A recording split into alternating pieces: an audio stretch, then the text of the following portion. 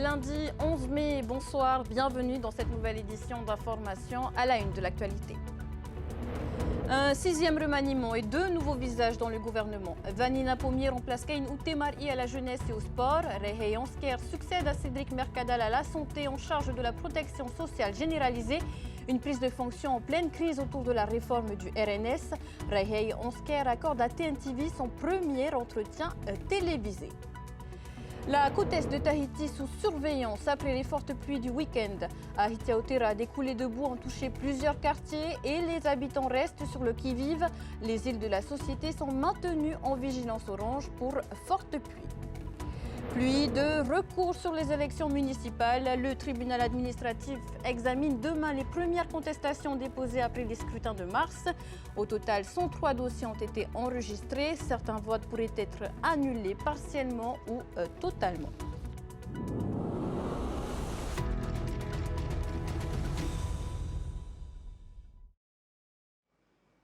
Cédric Mercadal et Kain Outemari quittent le gouvernement.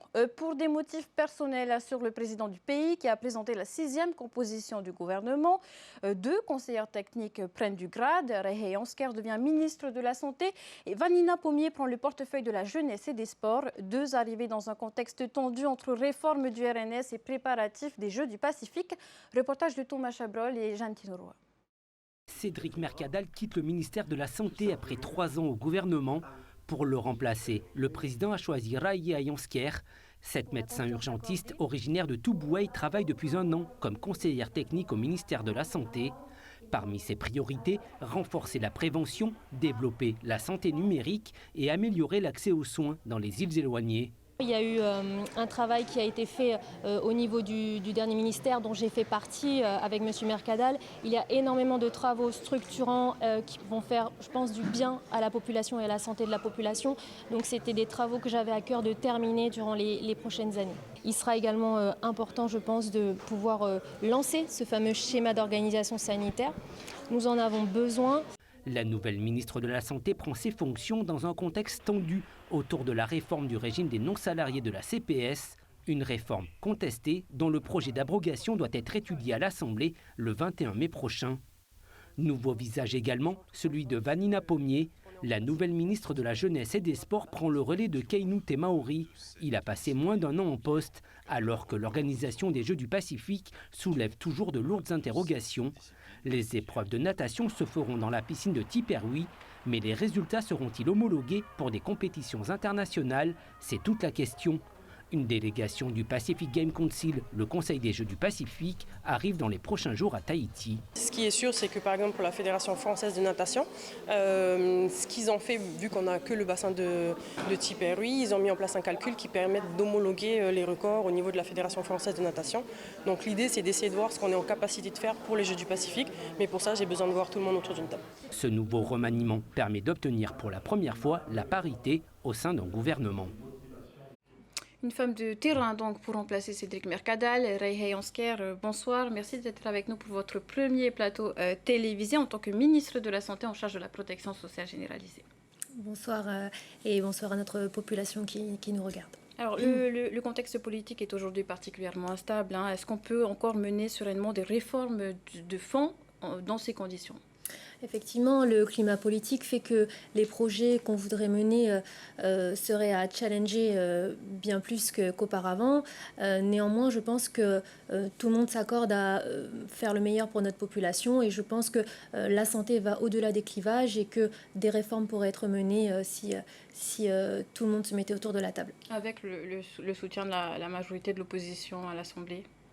Alors, je pense, comme je disais, que vraiment la santé va au-delà des clivages. Il pourrait y avoir des soutiens de part et d'autre sur des projets qui pourraient vraiment améliorer la santé de notre population. Alors, vous êtes médecin urgentiste de formation depuis 10 ans, 7 ans au CHPF et depuis 1 an conseillère technique au ministère. Vous êtes aujourd'hui en première ligne. Vous l'avez dit ce matin, vous mesurez pleinement la tâche qui vous est confiée, les attentes au niveau de la santé. Concrètement, sur la méthode, quelle sera la différence entre vous et votre prédécesseur ? Je pense que quand on change de personne, on change forcément de façon de penser et de vision. Monsieur Mercadal était un juriste, je suis médecin, donc je pense que toute la réglementation et toutes les réformes réglementaires qu'il a mis en place, moi je vais les mettre en place dans la continuité de ce qu'il a fait. Et justement, vu que vous parlez de réforme, on ne peut pas s'empêcher de vous poser la question de la réforme du RNS. Est-ce que là, la suite du dossier, quelle sera-t-elle? Est-ce que vous comptez poursuivre sur la lancée de votre prédécesseur ou au contraire présenter une nouvelle copie? Alors aujourd'hui, moi je l'ai exprimé plusieurs fois lors de la conférence de presse.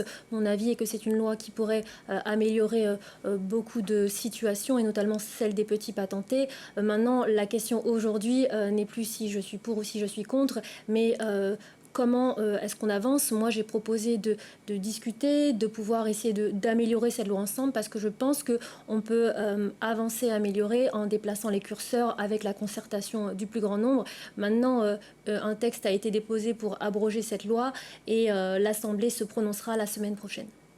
Alors, vous avez indiqué que votre vision de la santé était assez claire puisqu'elle est inscrite dans le schéma d'organisation sanitaire que vous avez piloté. Ce schéma doit encore poursuivre son chemin législatif, là aussi, mais il porte déjà plusieurs priorités, notamment le renforcement de la prévention. Les longues maladies pèsent lourd, 43 milliards de francs par an selon le rapport de 2023 de la CPS. On parle des maladies chroniques, de diabète, d'hypertension, avec des facteurs de risque très présents en Polynésie française. L'obésité, c'est près d'un adulte sur 2, un adolescent sur 4. Il y a aussi les cancers. Soigner, ça coûte cher, même si c'est indispensable. Comment mieux prévenir? Alors effectivement, un de mes champs de bataille, ce sera la prévention parce qu'il est essentiel d'inverser la courbe. Aujourd'hui, il y a une explosion épidémiologique au niveau des maladies chroniques notamment. Les moyens à mettre en place devront être forts et efficaces avec des indicateurs d'impact. Déjà, il y a des leviers tels que favoriser la prise en charge préventive davantage que le curatif. Et pour cela, il faut donner du temps aux soignants qui aujourd'hui n'ont plus le temps de faire de la prévention. Je voudrais aussi mieux rémunérer les médecins pour la prévention. Alors on voit qu'en France, il y a eu des mesures incitatives justement pour valoriser ces consultations prévention. C'est un des leviers envisagés, également inscrit dans le schéma d'organisation sanitaire. Puisque ce matin, vous parlez également d'interministérialité sur l'alimentation, par exemple, parce qu'il faut aller plus loin. Il y a eu la taxe sur les produits sucrés, on le rappelle, mais est-ce qu'il y a d'autres pistes? Oui, tout à fait. Il y a plusieurs pistes réglementaires comme les produits gras, salés, sucrés.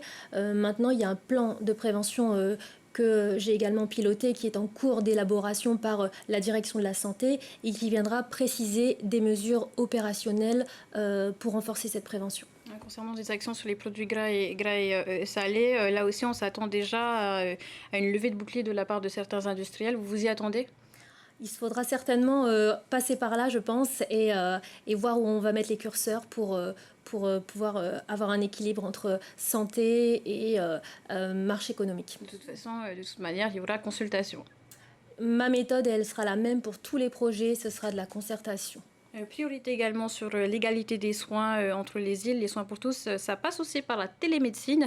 Ce n'est pas nouveau, on le sait. Il y a encore des difficultés techniques cependant dans certaines îles. Des dérogations pour des abonnements Starlink sont envisagées dans certaines zones et sous certaines conditions. Le président l'a indiqué ce matin. Comment s'organise concrètement la mise en œuvre de l'e-santé ?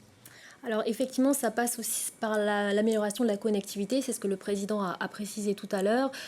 Du côté de la santé, on a des projets très concrets qui arrivent, comme le futur centre de coordination numérique en santé, qui sera situé au niveau du CHPF, au niveau de la Rotonde, qui permettra, grâce à un outil informatique, de pouvoir tracer mieux les patients et de pouvoir optimiser également les missions dans les îles, ainsi que les EVASAN. Alors, votre prise de fonction intervient aussi dans un contexte sanitaire marqué par le transit au Fénois d'un cas à contact d'hantavirus, une passagère qui est passée par Tahiti puis Mangareva. Depuis hier, l'affaire suscite des inquiétudes, notamment au Gambier. Que sait-on vraiment de ce virus? Y a-t-il un risque pour le territoire? On en reparle avec Madame la Ministre après ce reportage de Sophie Guébel et Mataïore. C'est une information qui provoque beaucoup d'inquiétudes. Le 7 mai dernier, une ressortissante américaine identifiée comme cas contact d'hantavirus a transité par Tahiti, puis par Mangareva. Problème, les autorités polynésiennes n'avaient pas été informées de son passage. Très vite, l'inquiétude s'est propagée au Gambier. Et j'espère qu'il n'y aura pas de dégâts. Parce que personne n'était au courant de cette famille malade. Personne, non. Je l'ai su que hier au soir. Et en même temps, la population. Ils m'ont appelé, ils ont fait envoyer des postes sur LB. Ils s'inquiètent beaucoup. Aujourd'hui, cette voyageuse est isolée en quarantaine à Pitcairn. Elle ne présente aucun symptôme, mais par mesure de précaution, il lui est interdit de transiter par la Polynésie tant qu'un risque subsiste. Car l'hantavirus fait l'objet d'une surveillance particulière. Principalement transmis par des rongeurs infectés, il provoque d'abord des symptômes proches d'une forte grippe, mais peut entraîner de graves complications respiratoires. La variante du virus détectée à bord du Hondius, l'hantavirus des Andes, est une souche rare qui peut se transmettre d'homme à homme avec un délai d'incubation pouvant aller jusqu'à 6 semaines. En Polynésie, les autorités sanitaires restent vigilantes. Elle n'a pas manifesté de symptômes, donc on sait que cette maladie, elle est contagieuse quand on est symptomatique et également quand on a été en contact 5 jours avant le début des symptômes. Donc aujourd'hui, on est plutôt rassuré par rapport au trajet. Il n'y a pas de 100%, donc il faut continuer à surveiller, il faut continuer à être attentif. Les passagers présents sur le même vol que la touriste américaine ne sont d'ailleurs pas considérés comme cas contact. À ce jour, 3 personnes sont décédées de l'hantavirus dans le monde, un virus pour lequel il n'y a ni vaccin ni traitement. Madame la ministre, pour donner suite à la communication du pays, déjà, peut-on rappeler la différence entre un cas contact et un cas positif? Et dans ce dossier, pourquoi y a-t-il suspicion? Effectivement, donc un cas contact, c'est un cas qui a été en contact avec quelqu'un de déjà malade. Et un cas positif, c'est un cas qui est déjà malade. Le discours officiel est plutôt rassurant. Lorsque le gouvernement communique en indiquant que le transit du cas contact s'est fait sans que les autorités du pays ni de l'État en soient informées, on pose la question comment avoir l'assurance que la situation ne se reproduise plus? Alors, il est très difficile d'assurer que la situation ne se reproduise plus. Dans ce cas précisément, la personne a été détectée malade. Le premier cas a été diagnostiqué positif après que ce fameux cas contact ait traversé le pays. Donc, une fois que cette personne a été identifiée, on a pu la retracer et la mettre en isolement. Après, nous avons une collaboration très étroite avec tous les référents de veille sanitaire internationaux et du Pacifique pour, dès qu'on a un cas ou une suspicion, pouvoir retracer et pouvoir mettre en place les mesures nécessaires. Mais il ne sera pas question de contrôle renforcé ou de choses assimilées? Si, bien sûr, là nous avons un point régulier avec le haut-commissaire. La veille sanitaire a été activée justement pour faire un point journalier et voir comment la personne évolue, est-ce qu'elle est symptomatique. Nous avons également une veille de tous les pays qui sont en alerte et qui surveillent de manière très rapprochée ce cas pour pouvoir justement mettre en place des mesures extrêmement rapides pour contenir l'infection si jamais il y avait infection. Madame la ministre, merci pour toutes ces précisions. Merci d'avoir été avec nous ce soir. Point météo. Dans cette édition, avec une vigilance orange en cours dans la société, les fortes pluies du week-end ont notamment impacté la côte est de Tahiti, à Hitiautera, où l'on a observé des coulées de boue dans différents quartiers. On reste sur le qui-vive. La fermeture des écoles et du collège est maintenue jusqu'à demain. Alors Philibert, Tauhiti Toner Moussal. La traversée de son jardin en kayak a fait le tour de la toile. Thierry n'a pas beaucoup dormi ces dernières heures. Il garde son embarcation accessible dans le quartier Faarou 2, situé à la sortie de Tiarei. La rivière sort régulièrement de son lit, occasionnant des dégâts dans les habitations. Il y a une rivière qui est au fond et je pense qu'il a quitté son lit pour passer dans le chemin. Ça a beaucoup monté ? Ouais, vachement très énorme, c'était énorme. Pour nous deux, c'est la deuxième fois que c'était inondé chez nous, même dans la maison. Tous la machine à laver, au niveau de l'électroménager.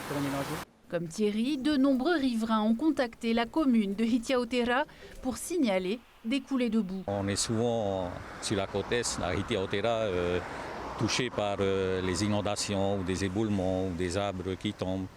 Et effectivement, c'est ce qui s'est passé vendredi soir où il y a eu un grand éboulement qui s'est passé entre Papeno et Tiarei vers la gare routière. Donc la route a été bloquée pendant un certain temps. Samedi soir, on a pensé que ça allait être passager, mais Dans la soirée, on a été obligé d'activer la cellule de crise. Donc depuis samedi soir, on est en cellule de crise jusqu'à hier soir. Toujours à Tiareï, après l'éboulement au cœur du quartier Honoréa, la route est déblayée, mais les pluies continuent à faire déborder les caniveaux. C'est l'habitude qui ont appelé les gens, on n'est pas du tout inquiets. La vigilance orange pour fortes pluies est maintenue sur l'archipel de la société. La commune de Hitiaotera a pris un arrêté pour prolonger la fermeture des établissements scolaires. Le collège gardera lui aussi porte close, mais indique que pour l'heure, les oraux du DNB sont maintenus mercredi. La route est praticable jusqu'à Faoné. Le PC Crise n'a pas été réactivé, mais tous les agents sont d'astreinte. Et la route a été bloquée vers 18h au PK21 Papenhaut en raison de chutes d'arbres. Circulation perturbée également à Faoné, à Veiha, après la chute de plusieurs falcatas sur la chaussée. Par mesure de sécurité, les opérations de dégagement ont été interrompues ce matin, puis reprises et sont toujours en cours. Les explications de Davidson Bennett. Des arbres couchés sur la route, des branches suspendues au-dessus de la chaussée à Faoné au lieu dit Vaiha. Le danger est toujours bien présent après les intempéries de dimanche. Plusieurs falcatas fragilisés par les fortes pluies et le vent se sont effondrés, bloquant l'axe principal de la presqu'île. Hier, en venant déjà sur place, l'arbre était déjà couché par terre. 2 minutes après, une voiture se dirigeait vers la ville, passait par ici et a évité de justesse le prochain arbre qui est retombé sur la chaussée. Ce matin, dès 8h, les équipes de la direction de l'équipement étaient mobilisées avec drague et camions pour tenter de dégager la zone. Mais face au risque, les travaux ont rapidement été stoppés. Des branches continuent de craquer et le terrain reste instable. Impossible pour les agents d'intervenir sans mettre leur vie en danger. Nous ne sommes pas à l'abri d'un autre arbre qui tombe ou d'un éboulement, un glissement de terrain. Donc c'est pour ces raisons-là qu'on préfère mettre en avant la sécurité des intervenants. La stratégie a donc changé. Un prestataire spécialisé dans l'élagage et l'abattage doit désormais évaluer la situation avant toute reprise des opérations. Mais aux alentours de 14h, le maire de Tayarapu-Est décide de se rendre sur place pour lancer les travaux d'élagage des arbres par un prestataire de la commune. L'ADEC a décidé de reporter les travaux à demain. Pour moi, il est très important d'ouvrir quand même cette voie de circulation principale, parce qu'il y a beaucoup de gens qui sont pénalisés aujourd'hui de la presqu'île. Donc j'ai une entreprise qui m'a garanti qu'il pouvait faire les travaux rapidement, et c'est le cas. Dès la fin des travaux, le maire de Tayarapu-Est compte rouvrir la route aux usagers. Certains résultats des dernières élections municipales sous la loupe du tribunal administratif. La juridiction examinera demain les premières protestations déposées entre dénonciation de fraude, contestation du déroulement du scrutin ou de l'élection du maire et de ses adjoints. Les détails avec Rara Humaha et Samtei Naoure.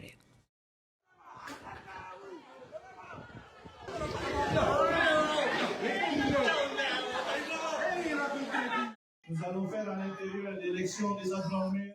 À Makemo, Félix Tokorani a été réélu maire alors que sa liste avait été battue.